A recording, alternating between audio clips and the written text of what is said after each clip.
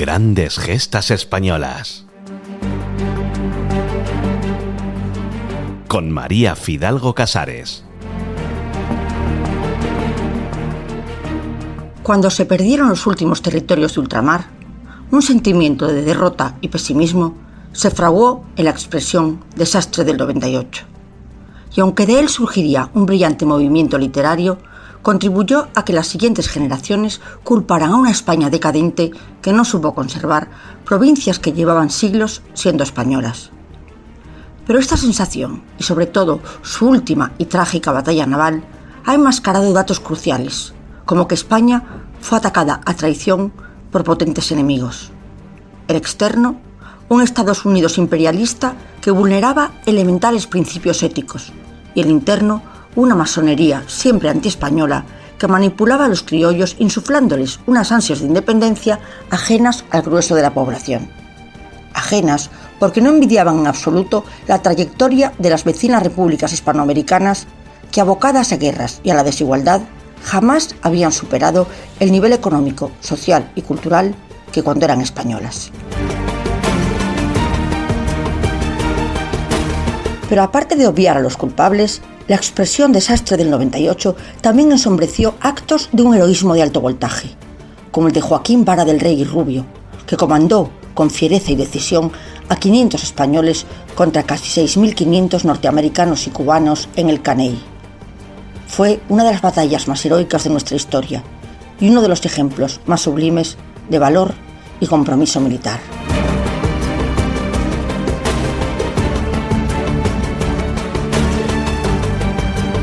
Joaquín Vara del Rey y Rubio nació en Ibiza en 1840 y era descendiente de una de las más gloriosas sagas de la historia bélica. Su antepasado más próximo, su abuelo, el gaditano Joaquín Vara del Rey y Lafayette, destacó en la Guerra de la Independencia en las batallas de Talavera, Ocaña, Chiclana y en la Guerra Carlista, en el duro asedio de Bilbao, y fue condecorado con las cruces laureadas de San Fernando de segunda y primera clase, máximos reconocimientos al valor. Su padre, el antequerano Joaquín Vara del Rey Calderón de la Barca, también luchó en la Guerra Carlista, en la que fue herido de gravedad y en la que ganó una Cruz de San Fernando de primera clase. Nuestro héroe, siendo teniente, ya tuvo su bautismo de fuego en la sublevación cantonal de Valencia y Cartagena. Después combatió en la Tercera Guerra Carlista. En 1884 fue destinado a Filipinas y en 1890 sería uno de los últimos gobernadores de las Islas Marianas. Y tras estallar la nueva insurrección de las Antillas, Vara del Rey solicitó ponerse al frente del regimiento Cuba.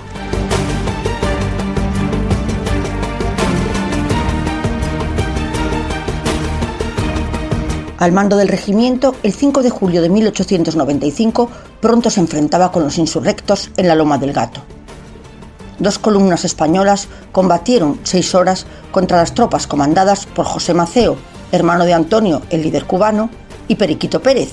El nombre no es un chiste, es que se llamaba así, Periquito Pérez.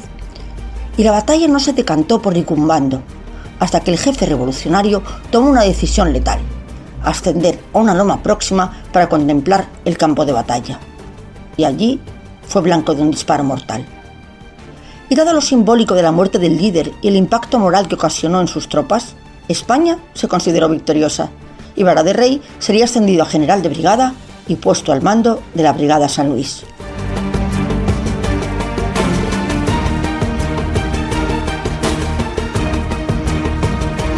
La doctrina Monroe, América para los americanos, consideraba la presencia europea en América una agresión a los Estados Unidos y llevaba palpitando más de una década en el conflicto hispano-cubano. Desde 1850, Estados Unidos consideraba que la posesión de Cuba era necesaria y debía ser tomada a cualquier precio. Y se posicionó contra España desde la Primera Guerra de Cuba o Guerra Grande, también en la Segunda, llamada Guerra Chiquita, donde su intervención se visibilizó porque los insurrectos ya llevaban fusiles estadounidenses, y también en la Tercera Guerra de Cuba, o Guerra de Independencia Cubana, hasta que llegó el momento que optaron por la directa declaración de guerra.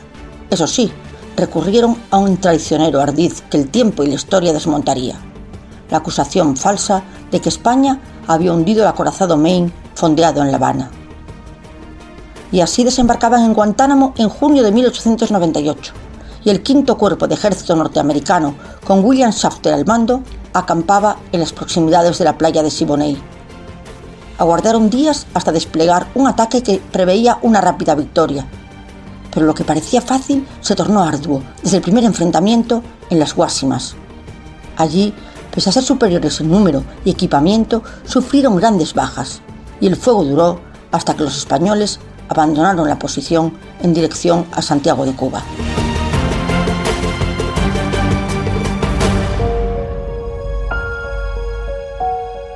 Shafter dividió sus fuerzas en 3 divisiones, 2 de infantería y 1 de caballería. Una de las de infantería tendría que neutralizar la posición del Caney, la más débil de las españolas, para pronto dirigirse a apoyar a las otras 2, para el ataque a las lomas de San Juan y tomar la ciudad de Santiago.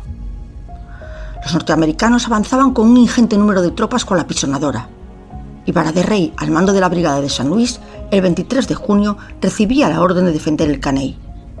La posición constaba de una docena de casas, 6 blocaos de madera, una iglesia de mampostería, una docena de bohíos y el fuerte de El Viso, topónimo que aún denomina un elegante barrio de Madrid. Rápidamente los hombres de Vara aseguraban su perímetro excavando trincheras, levantando parapetos, abriendo aspilleras en los muros de casas e iglesia y clavando alambradas de espino.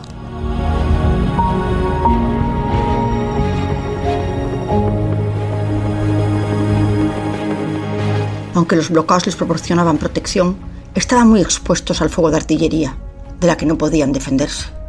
Pero lo insalvable era la desigualdad numérica. Solo contaban con 527 hombres. Se ha escrito que el general cubano Calixto García había advertido a los norteamericanos que esa operación sería difícil y sugirió que el Caney no era imprescindible desde el punto de vista militar. Sin embargo, no atendieron sus objeciones, convencidos de que sería un paseo que acabaría, como veremos, cercenando centenares de vidas hispanas, cubanas y yanquis. Shafter llegaba el 1 de julio de 1898 con 5.000 soldados y muy bien pertrechado de cañones y ametralladoras.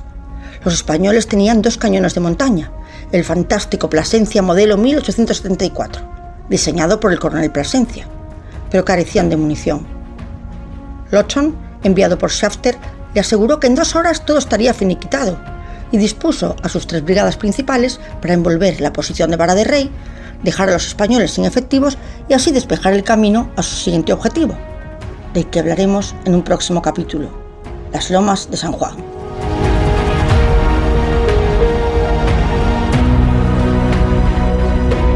A las 6:30 de la mañana comenzaban a bombardear los bloqueos españoles, pero no atinaban, o pasaban de largo o se quedaban cortos, por lo que hicieron poco daño a las defensas, pero se quedaron impresionados por la lluvia de balas que recibieron. Además, los hispanos tenían cierta ventaja con sus novedosos Mauser, no solo más rápidos y ligeros, sino que cargaban con pólvora sin humo, prácticamente indetectable, y los americanos disparaban con el fusil Krag-Jorgensen y los Winchester, muy conocidos por las películas del oeste, que eran de pólvora negra, muy visible en la lejanía. Y algo que parece baladí, pero crucial en el junio caribeño: los españoles vestían el ligero rayadillo de algodón y sus enemigos gruesos uniformes de paño que favorecían la deshidratación.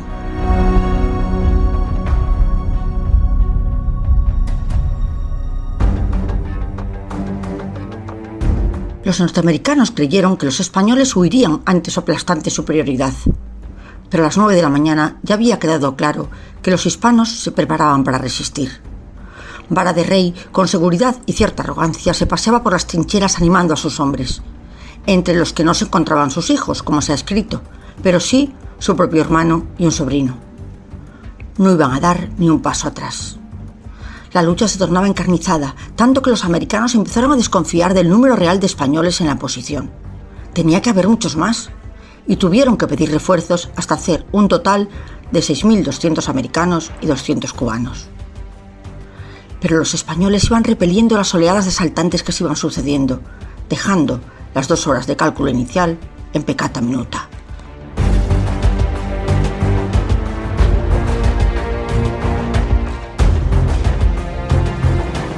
Visto lo visto, los norteamericanos decidieron cambiar de posición las plataformas artilleras y orientarlas hacia El Viso, donde se centraba el núcleo rector de la resistencia. Los hombres seguían aguantando, pero no así los muros del fuerte, que resquebrajados ya no podían resistir la avalancha de impactos. Con el viso destruido se produjo el asalto de la infantería, pero para desconcierto de los norteamericanos también fue frenado con bravura. Pero al final la desigualdad numérica acabó pasando su factura. Los disparos de la artillería no paraban e iban consiguiendo tomar las posiciones, y la línea española comenzó a ceder. La munición iba siendo cada vez más escasa, pero esperaban refuerzos que tenían que llegar, pero que nunca llegaron. Fueron horas de desgaste continuo, según algunos 9 y según otros 12. Y con el viso casi destruido se inició un nuevo ataque que fue frenado ante los mismos muros del fortín. Pero aún así, los españoles se vieron abocados a abandonarlo y refugiarse en la iglesia, el último reducto donde podían resistir. Curiosa y paralelamente, una iglesia también se convertiría en el refugio de los héroes de Valer en Filipinas. Y la revista Blanco y Negro escribía que resistieron como si no fueran hombres sujetos a las debilidades de la carne.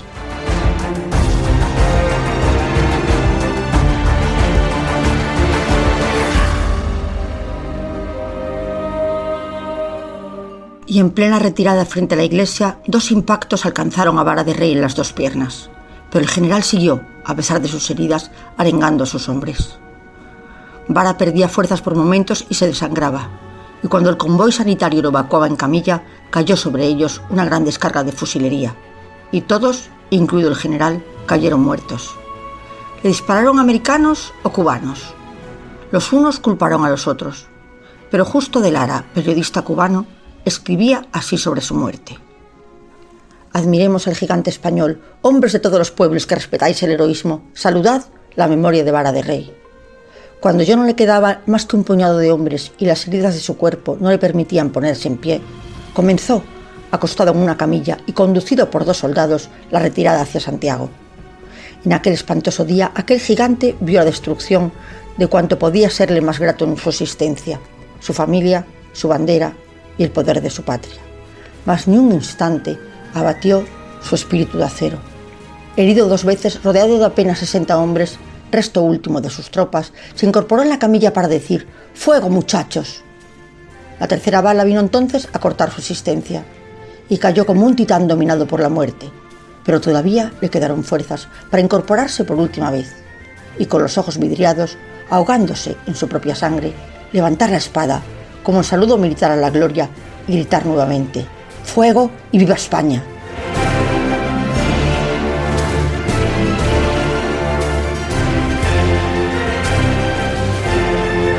Una vez tomado el fortín y la iglesia, solo encontraron cadáveres, y la artillería americana batía los últimos reductos.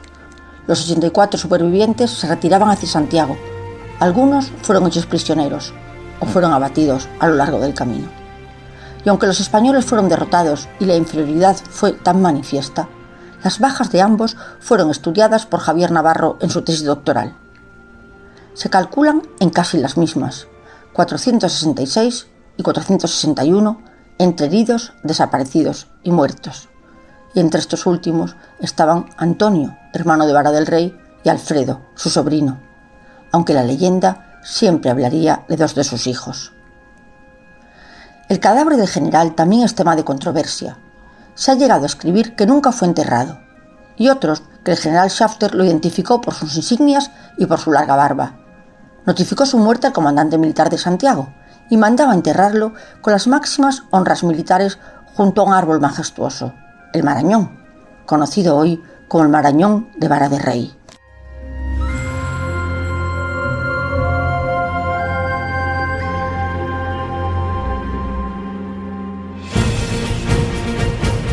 Unos meses después, una comitiva española acudía a recuperar su cadáver. «Señor, hemos venido por nuestro héroe». Y el general norteamericano Wood declaraba: «Vara de Rey fue un hombre valiente y nosotros honramos su memoria». Y así fue. Y durante el traslado del féretro se sumó al cortejo un batallón del 5º Regimiento de Infantería de los Estados Unidos, acompañado de banda de música, y el propio ejército vencedor le tributó en formación los honores reservados a los héroes. Y con el tiempo los cubanos dirían: era un adversario, pero no un enemigo. Y los restos de Vara de Rey hoy descansan en el mausoleo de los héroes de la guerra de Cuba y Filipinas en el cementerio de Almudena de Madrid. A título póstumo le fue concedida la Cruz Laureada de San Fernando. El Senado proclamó su valor. Se esculpieron monumentos en Madrid y en Ibiza, y dieron su nombre a calles y plazas de varias ciudades españolas. Aunque Ibiza, su lugar natal, en 2017 proyectó retirar su calle, con el peregrino argumento de que Vara de Rey fue un general derrotado, y se impuso el nombre de la calle para complacer a los poderes establecidos.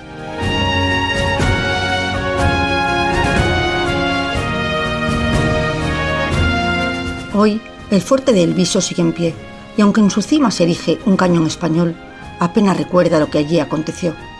Y tal vez el combate del Caney fue un capítulo olvidado porque los soldados españoles, exhibiendo una valentía sin parangón, y pese a la aplastante superioridad norteamericana en hombres y armas, demostraron la eficacia de su ejército, como lo harían en otras batallas también olvidadas de Cuba, Filipinas o Puerto Rico, condenadas por la expresión desastre del 98.